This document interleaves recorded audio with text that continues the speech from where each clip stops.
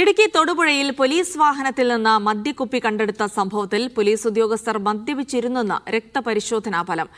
Karimannoor station SI Roy Sukumaran, CPO Jiju Antony എന്നിവർ duty സമയത്ത് മദ്യപിച്ചിരുന്നു എന്നാണ് റിപ്പോർട്ട്. ഇരുവരെയും തടഞ്ഞുവെച്ച നാട്ടുകാരാണ് പോലീസ് വാഹനത്തിൽ നിന്ന് മദ്യക്കുപ്പിയും പുകയില ഉൽപ്പന്നങ്ങളും കണ്ടെടുത്തത്.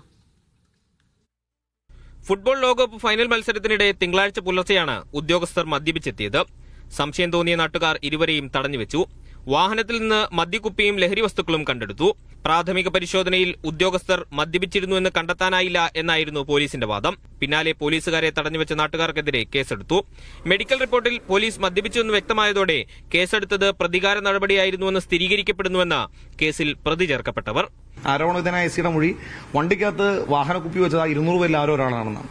ഇപ്പൊ പൂർണ്ണമായും ബോധ്യപ്പെട്ടല്ലോ ആരാണ് വണ്ടിക്കകത്ത് മദ്യക്കുപ്പി വെച്ചതെന്നും ചീട്ട് വെച്ചതെന്നും നിരോധ പുകയില ഉൽപ്പന്നം വെച്ചതെന്ന് ആരാണെന്ന് പൂർണ്ണമായി ബോധ്യമായല്ലോ. ഈ കേസ് കള്ളക്കേസാണെന്നുള്ള ബോധ്യം ഇവിടെ നാട്ടിലെ മുഴുവൻ ആളുകൾക്കും ബോധ്യപ്പെടുമെന്നാണ് ഞങ്ങൾക്ക് മനസ്സിലാക്കുന്നത്. സംഭവത്തിൽ ഇന്നലെ ഹൈക്കോടതി DGPയോട് റിപ്പോർട്ട് തേടിയിരുന്നു.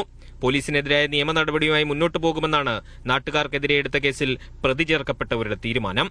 മീഡിയ 1 ഇടുക്കി.